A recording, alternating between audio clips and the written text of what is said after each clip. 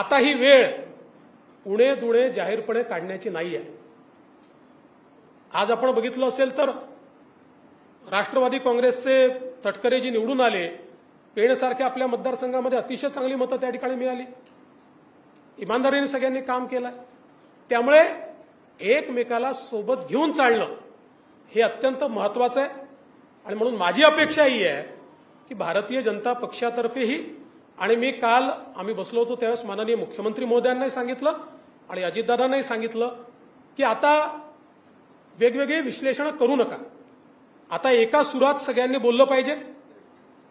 आहे ना, सगळ्यांच्या काही ना काही तक्रारी आहे, त्या तक्रारी नेत्यांनी समजून घेतल्या पाहिजेत. आता बाहेरचं कशाला? आपल्याच मतदारसंघामध्ये ईशान्य मुंबईमध्ये 2 दिवसात 2 न्यूज आल्या. एक दिवस न्यूज आली मीर कोटेच्या कसे पडले,